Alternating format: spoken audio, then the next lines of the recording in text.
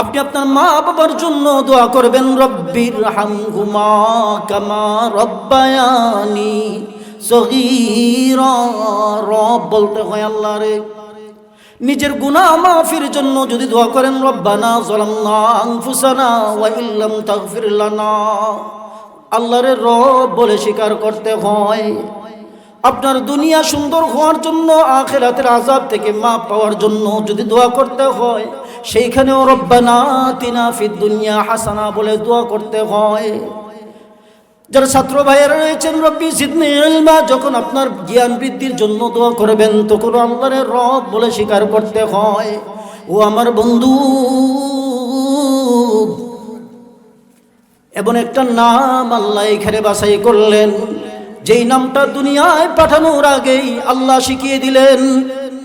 এমন একটা নাম আল্লাহ বাছাই করলেন, মৃত্যুর পর সর্বপ্রথম যেই নামটা আল্লাহ জিজ্ঞেস করবেন, এমন একটা নাম আল্লাহ এই আয়াতের জন্য বাছাই করলেন, যেই নামটা প্রতিদিন নামাজের সূরা কেরাতের মধ্যে পড়তে হয়, প্রতিদিন রুকুর মধ্যেও পড়তে হয়, প্রতিদিন সিজদার মধ্যেও পড়তে হয়, প্রতিদিন হাজার হাজার বার উচ্চারণ করতে হয়। ও আমার বন্ধু, এই বান্দা যেন এই কথা মনে করতে পারে, প্রথম রেক এলাকার মুসলমানেরা যেন এই কথা বুঝতে পারে, আমার রব আমাকে আদেশ দিয়েছেন মা বাবার খেদমত করার কথা।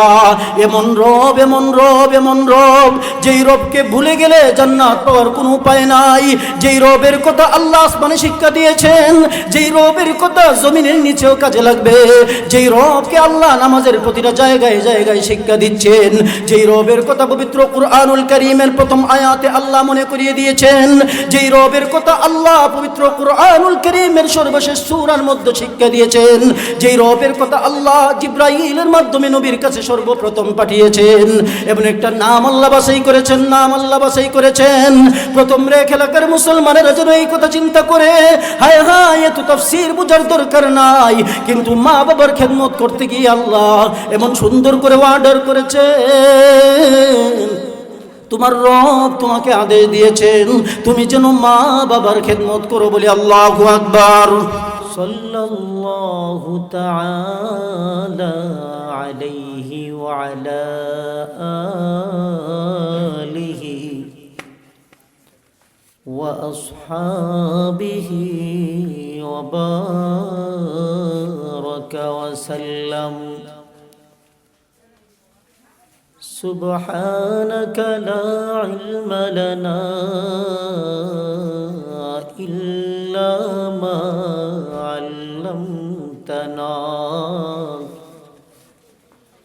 إنك أنت العليم الحكيم।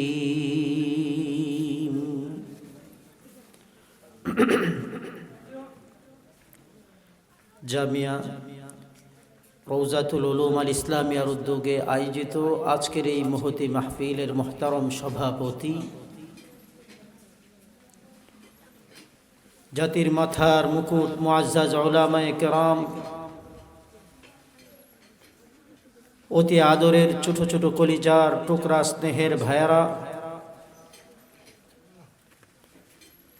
এলাকার গণ্য মান্য বরেণ্য সর্বজন শ্রদ্ধেয় মুরব্বিয়ানে আযম,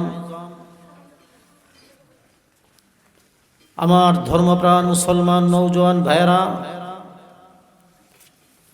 পর্দার অন্তরালে অবস্থানরত পরম শ্রদ্ধেয়া সম্মানিতা মা ও বোনেরা,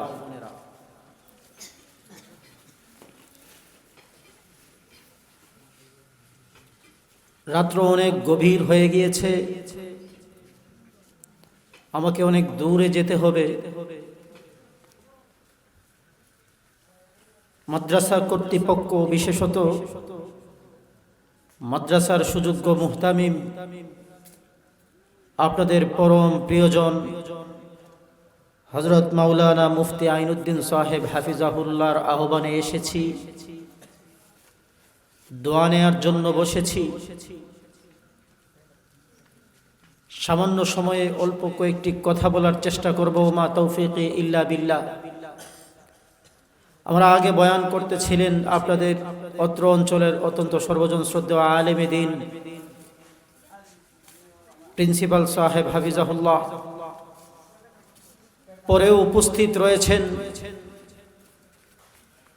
এই অত্র অঞ্চলের অন্যতম জনপ্রিয় আলেমে দ্বীন আইয়ুব বিন সিদ্দিক সাহেব হাফিজাহুল্লাহ ধারাবাহিক বয়ান চলছে। আপনারাও কষ্ট করে এই শীতের রাতে প্রচণ্ড আবহাওয়াজনিত প্রতিবন্ধকতাকে উপেক্ষা করে কোরআনের মহব্বতে এখন পর্যন্ত বসা আছেন। আমি জিজ্ঞেস করতে চাই, যেই আল্লাহ দুনিয়ার সমস্ত জুট ঝামেলা উজর আপত্তি বাধা বিপত্তি ডিঙিয়ে আমাদেরকে দয়া করে মায়া করে মহব্বত করে মেহেরবানি করে এরকম একটি জান্নাতের টুকরা বাগানে এখন পর্যন্ত হাজির থাকার তৌফিক দিয়েছেন, সেই আল্লাহর এই দয়ায় আমরা খুশি না বেজার? আওয়াজ, খুশির আওয়াজ জোরে হয় না আস্তে হয়? আর জোরে বলি, খুশি না বেজার? মন প্রাণ খুলে আল্লাহকে খুশি করার জন্য একবার বলে আলহামদুলিল্লাহ। আর মহব্বত উচ্চ স্বরে বলে আলহামদুলিল্লাহ। প্রিয় সুধী, এমন একটি বিষয় নিয়ে আলোচনা করার ইচ্ছা করছি যে বিষয়টা পৃথিবীর সব মানুষের জন্য দরকার। একজন মানুষ আলেম হোক কিংবা আওয়াম হোক, পুরুষ হোক কিংবা মহিলা হোক, ছোট হোক কিংবা বড় হোক, ধনী হোক কিংবা গরিব হোক, জান্নাতে যেই লোক যেতে চায় সবার জন্য যেই বিষয়ে আমল করাটা জরুরি,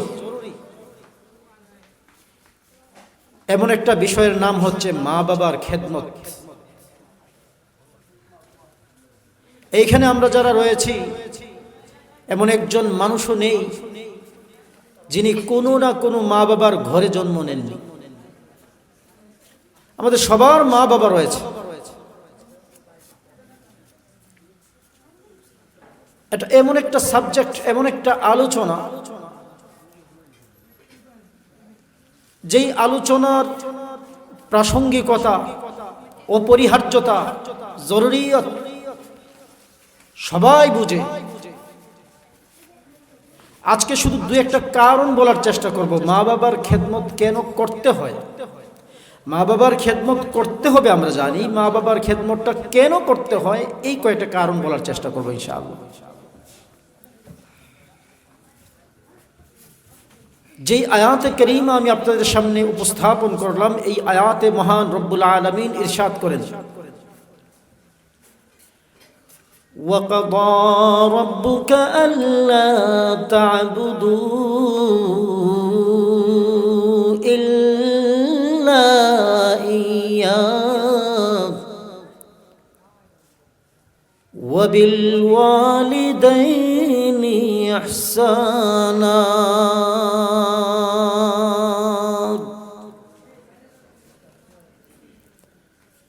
তোমার রব তোমাকে আদেশ দিচ্ছেন,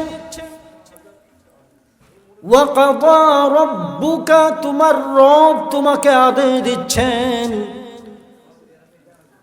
আল্লাহ তা'বুদু ইল্লা ইয়্যাহু,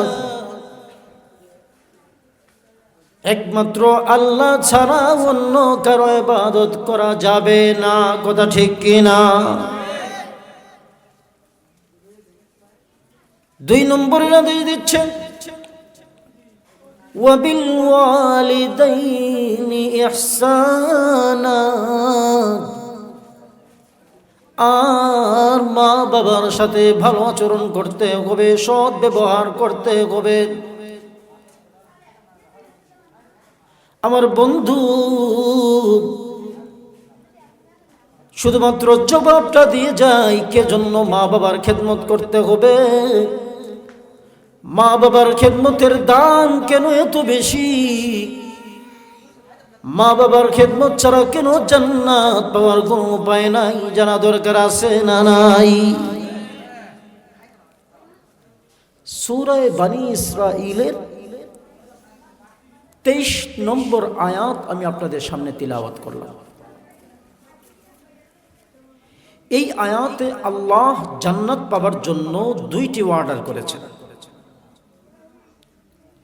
এক নম্বর অর্ডার করেছেন, ওয়াকাদা রাব্বুকা আল্লা তা'বুদু ইল্লা ইয়্যাহ। ও মুমিন বান্দা, ও আল্লাহর বান্দা, ও মায়ার বান্দা, শুনো শুনো শুনো, আমি আল্লাহ তোমাকে এক নম্বরের অর্ডার করছি, আমি আল্লাহ ছাড়া অন্য কারো ইবাদত করবা না। ও আমার বন্ধু, আমাদেরকে আল্লাহ সৃষ্টি করেছেনই শুধুমাত্র তার ইবাদত করার জন্য। আল্লাহ পবিত্র কুরআনুল কারীমের এক আয়াতে নিজে জানিয়েছেন, ওমা খালাকতুল জিন্না ওয়াল ইনসা ইল্লা লিয়াবুদুন। আল্লাহ আমাদেরকে সৃষ্টি করেছেনই শুধুমাত্র তার ইবাদতের জন্য।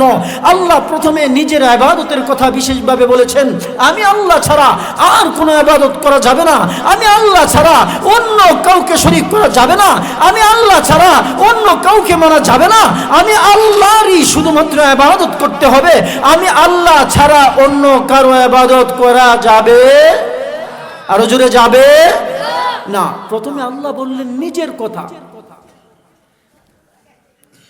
দ্বিতীয় নম্বরে আল্লাহ এসে বললেন, আমি আল্লাহর ইবাদত করবা। এরপরে জান্নাত পাওয়ার জন্য, সহজে জান্নাত পাওয়ার জন্য কি করবা জানো? ওয়াবিল ওয়ালিদাইনি ইহসানা, মা বাবার সাথে ভালো আচরণ করবা, মা বাবার খেদমত করবা।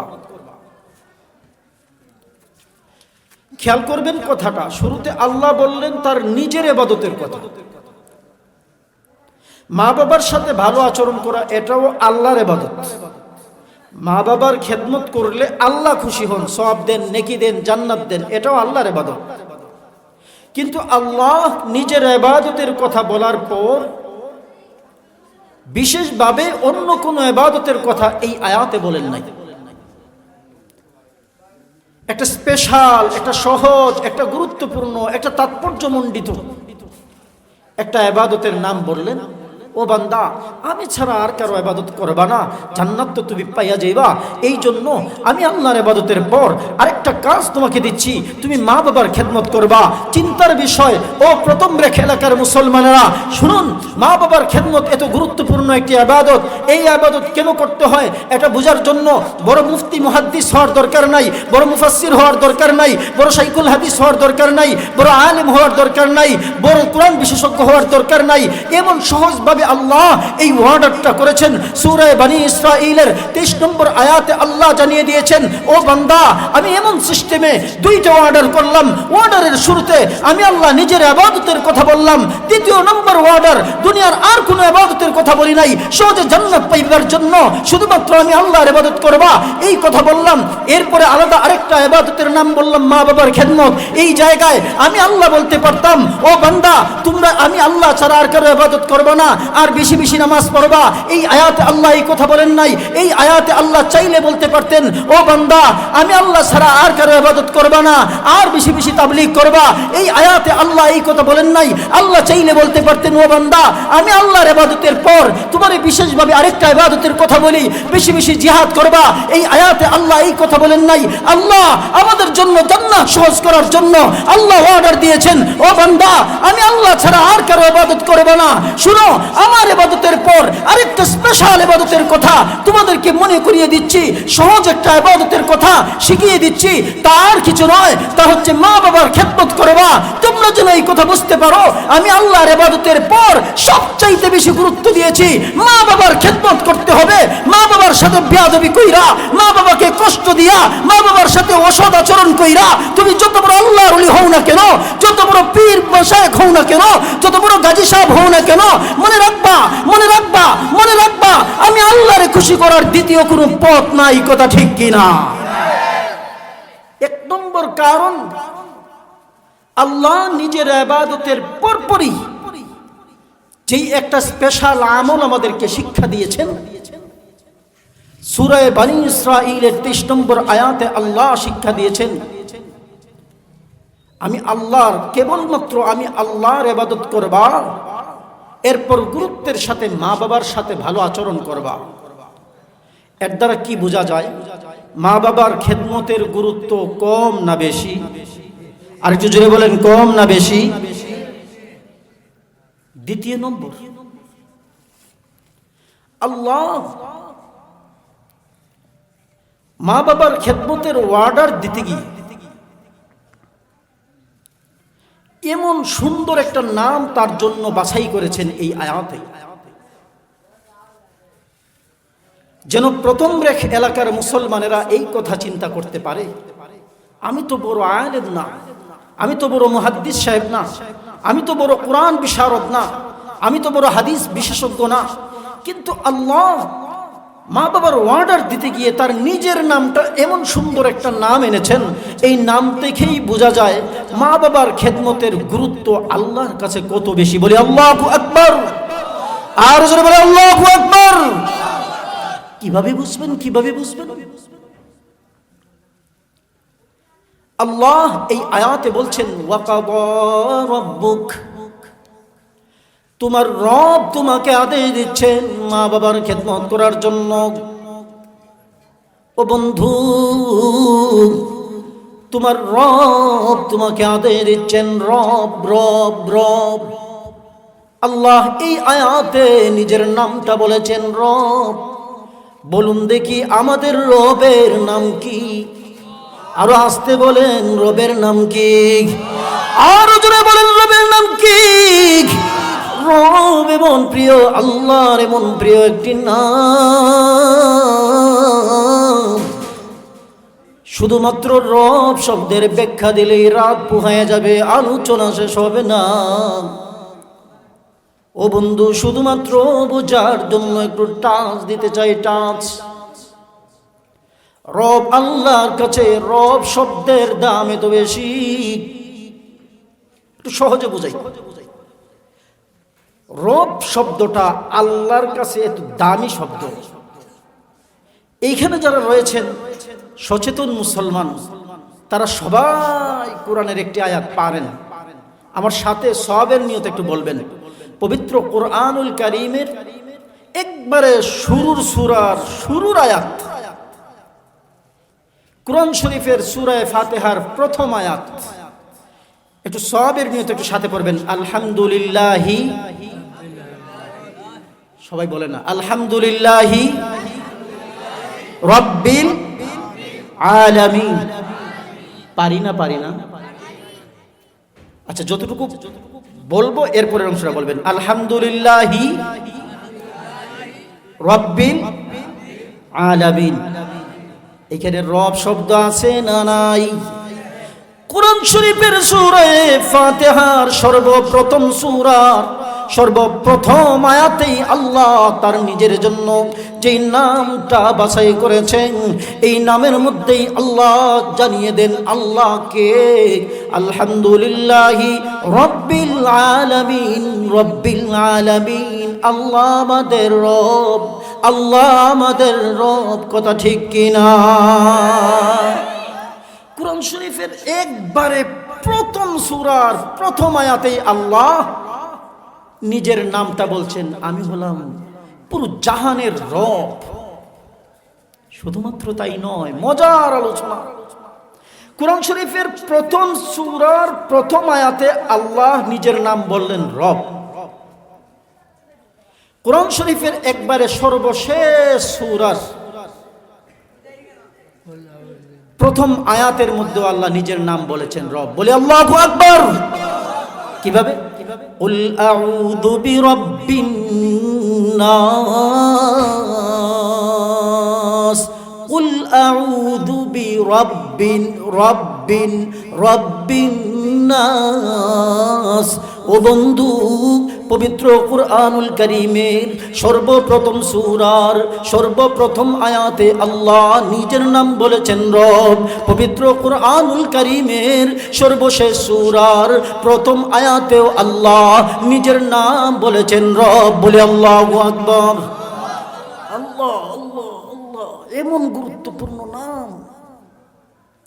শুধুমাত্র তাই নয়, উলামায়ে কেরামকে জিজ্ঞেস করে জেনে নেবেন, আল্লাহর নবীর উপর সর্বপ্রথম যেই আয়াতে কারিমা নাজিল হয়েছে, যেই সূরা নাজিল হয়েছে, সেই সূরার প্রথম আয়াতেও আল্লাহ নিজের নাম বলেছেন রব। বলে আল্লাহু আকবার। আল্লাহ বলেন ইকরা বিসমি রাব্বিকাল্লাযী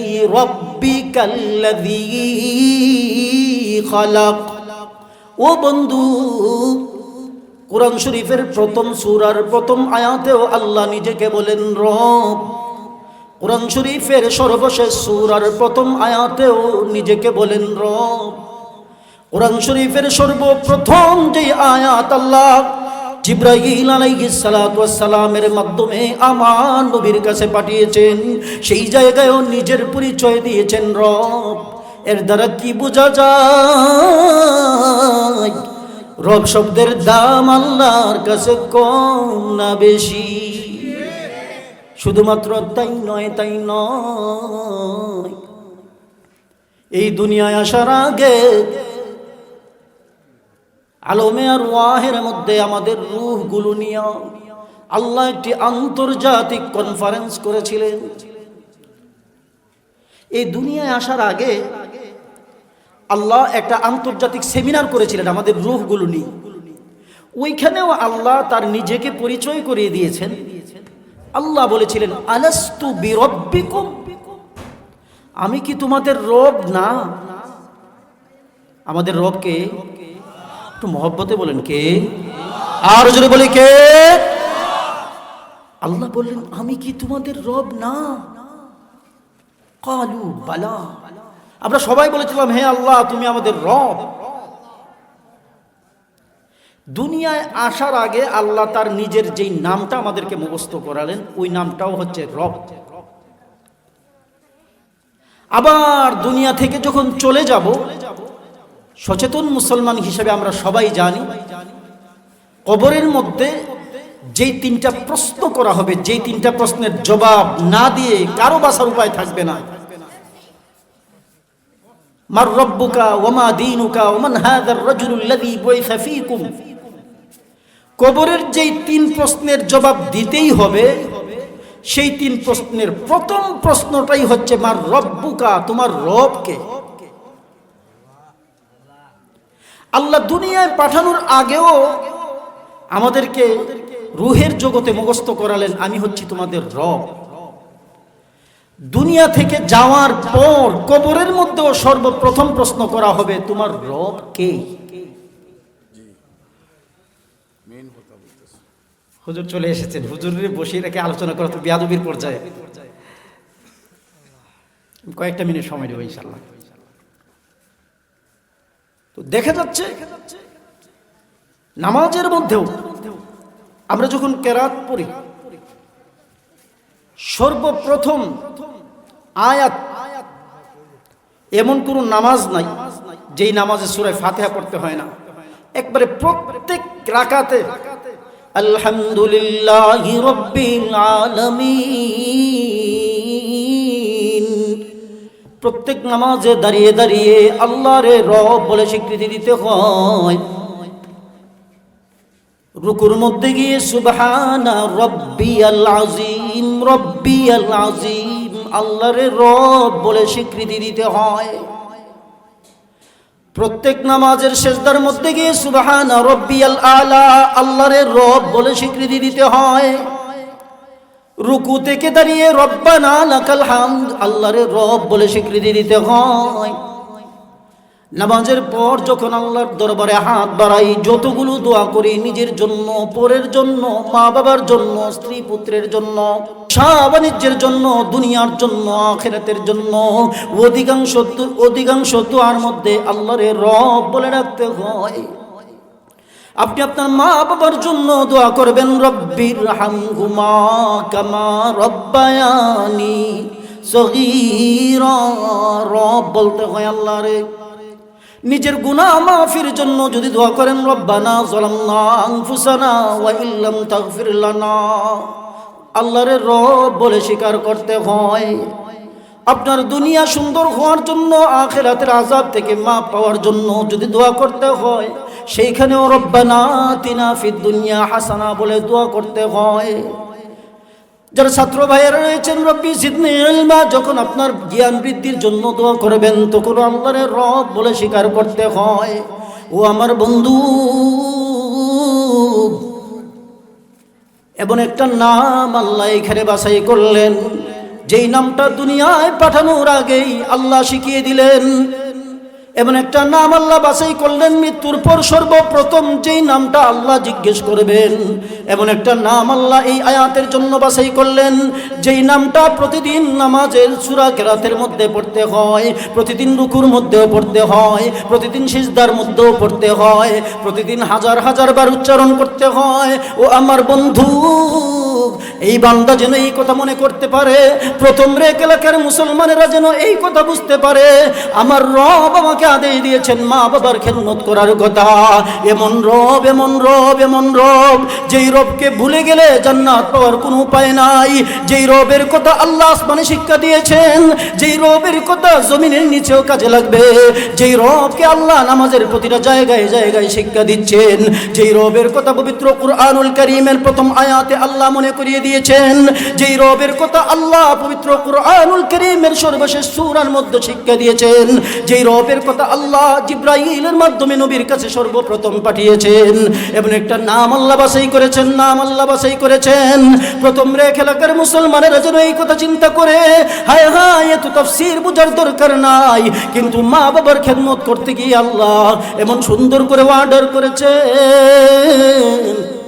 তোমার রব তোমাকে আদেশ দিয়েছেন তুমি যেন মা বাবার খেদমত করো বলে। আল্লাহু আকবার। আল্লাহ এই আয়াতে আমাদেরকে বলেছেন দুইটা কাজ করতে হবে জান্নাত পেতে চাইলে। একটা হলো শুধুমাত্র আল্লাহর ইবাদত করতে হবে, আর দুই নম্বর হলো মা বাবার খেদমত করতে হবে। বন্ধুগণ আমার, মা বাবার খেদমত এটা এত জরুরি বিষয়, এটা নিয়ে যদি উলামায়ে কেরাম যারা রয়েছেন সবাই আলোচনা করেন, এরপরের গুরুত্ব বুঝিয়ে শেষ করা যাবে না। আল্লাহর নবী বলেছেন হুমা জান্নাতুকা ওয়া নারুকা, মা বাবা হচ্ছেন তোমার জন্য জান্নাত এবং জাহান্নাম। তুমি যদি চাও মা বাবার খেদমতের মাধ্যমে জান্নাত অর্জন করবা, তুমি যদি চাও মা বাবার সাথে বেয়াদবির মাধ্যমে জাহান্নাম অর্জন করবা, আল্লাহর নবী সাল্লাল্লাহু আলাইহি ওয়াসাল্লাম কবিরা গুনাহের যত পরিচয় যত হাদিসের মধ্যে বলেছেন, বেশিরভাগ জায়গার মধ্যেই আল্লাহর নবী সাল্লাল্লাহু আলাইহি ওয়াসাল্লাম তার সাথে শিরিক করার পরেই যেই গুনার কথা, যেই গুনাহ সম্পর্কে সচেতন করেছেন, সেটি হচ্ছে মা বাবার সাথে বেয়াদবি করা। ও আমার মুসলমান ভাইরা, মা বাবার খেদমত এত গুরুত্বপূর্ণ একটি ব্যাপার, মা বাবার খেদমত এত গুরুত্বপূর্ণ একটি ব্যাপার, যেই ব্যাপারে রাসূল করিম সাল্লাল্লাহু আলাইহি ওয়াসাল্লাম অসংখ্য অগণিত বার আমাদেরকে সতর্ক করে গিয়েছেন। মা বাবার খেদমত করে একজন বাইজিদ বুস্তামি তৈরি হয়, মা বাবার খেদমতের মাধ্যমে যুগশ্রেষ্ঠ ওলি তৈরি হয়, মা বাবার খেদমতের মাধ্যমে যুগশ্রেষ্ঠ বুজুর্গ তৈরি হয়, মা বাবার খেদমতের মাধ্যমে বরনার পীর সাহেবের মতো আল্লাহওয়ালা তৈরি হয়, মা বাবার খেদমতের মাধ্যমে মুহাদ্দিস হবিগঞ্জের মতো লোক তৈরি হয়, মা বাবার খেদমতের মাধ্যমে হযরত আইয়ুব বিন সিদ্দিক সাহেবের মতো প্রখ্যাত দায়ী তৈরি হয়। আমি জিজ্ঞাসা করতে চাই, আপনাদের যাদের সন্তান রয়েছে, আপনাদের যাদের ভাই ভাতিজা রয়েছে, তাদেরকে যদি মা বাবার অনুগত সন্তান বানাতে চান, এই রকম আল্লাহওয়ালাদের মজলিস রয়েছে, এইগুলোতে হাজির করবেন। এই রকম মাদ্রাসা রয়েছে, মাদ্রাসায় ভর্তি করবেন। আপনি ডাক্তার বানান, ইঞ্জিনিয়ার বানান, প্রফেসর বানান, কোনো সমস্যা নাই, কিন্তু তার ফাউন্ডেশন যেন মজবুত হয়। এই রকম প্রথম রেক এলাকার রওজাতুল উলুমের মতো যেই মাদ্রাসা রয়েছে, দারুল কোরআনের মতো যেই মাদ্রাসা রয়েছে, এই মাদ্রাসাগুলো আপনাদের আমানত। এই মাদ্রাসাগুলোর মুহতামিম, এই মাদ্রাসাগুলোর আসাতিজে কেরাম জান প্রাণ মেহনত করে মাদ্রাসাকে এগিয়ে নেন। মনে রাখবেন, মাদ্রাসার জন্য মুহতামিম সাহেব কষ্ট করেন, কিন্তু মাদ্রাসা মুহতামিম সাহেবের নিজের না, মাদ্রাসা আপনাদের সবার। মাদ্রাসাকে এগিয়ে নেওয়ার দায়িত্ব, মাদ্রাসাকে সমৃদ্ধ করার দায়িত্ব, মাদ্রাসাকে আর সুন্দর করার দায়িত্ব আমাদের সবার। কথা ঠিক কিনা? মাদ্রাসায় একটা ছাত্র দিয়ে, মাদ্রাসায় নিজের সন্তানকে দিয়ে, মাদ্রাসায় একটা জায়গা দিয়ে, মাদ্রাসায় সহযোগিতা করে, মাদ্রাসায় একটা ভালো পরামর্শ দিয়ে আমরা যেন বলতে পারি আল্লাহ তৌফিক তো বেশি ছিল না, একটা সিমেন্টের টাকা দেওয়ার তৌফিক ছিল, জীবনে একদিন একটা সিমেন্টের টাকা দিয়েছিলাম, আল্লাহ তৌফিক বেশি ছিল না, একটা ইট কিনে দেওয়ার তৌফিক ছিল, একটা ইট কিনে দিয়েছিলাম, আল্লাহ তৌফিক তো তাও ছিল না। মুহতামিম সাহেবকে একদিন একটু সান্ত্বনা দেওয়ার সাহস ছিল, একটু সান্ত্বনা দিয়েছিলাম, পরামর্শ দিয়েছিলাম, পাশে দাঁড়িয়েছিলাম। আমরা যদি মাদ্রাসাগুলো এগিয়ে নিতে পারি, এই মাদ্রাসাগুলো আমাদের এই সমাজে মা বাবার অনুগত স্বর্ণ সন্তান জন্ম দেওয়ায় ভূমিকা রাখবে, আমাদের সন্তানদেরকে বাইজিদ বুস্তামি হওয়ার ক্ষেত্রে ভূমিকা রাখবে। আমরা যতদিন বেঁচে থাকব, আমরা যেন মাদ্রাসার সাথে সম্পৃক্ততা রাখতে পারি, উলামায়ে কেরামের সাথে মহব্বত রাখতে পারি। আসলে রাত হয়ে গিয়েছে, ভবিষ্যতে কোনোদিন আসলে এই আলোচনা পূর্ণ করব। আমার হযরত চলে এসেছেন, আমার অত্যন্ত শ্রদ্ধাভাজন, মায়া করেন। হুজুরের কাছেও দোয়া চাই, আপনাদের কাছেও দোয়া চাই, আল্লাহ যেন আমাদের সবাইকে মা বাবার অনুগত সন্তান হিসাবে যুগশ্রেষ্ঠ ওলি হয়ে কবরে যাওয়ার তৌফিক দান করুন, আমিন।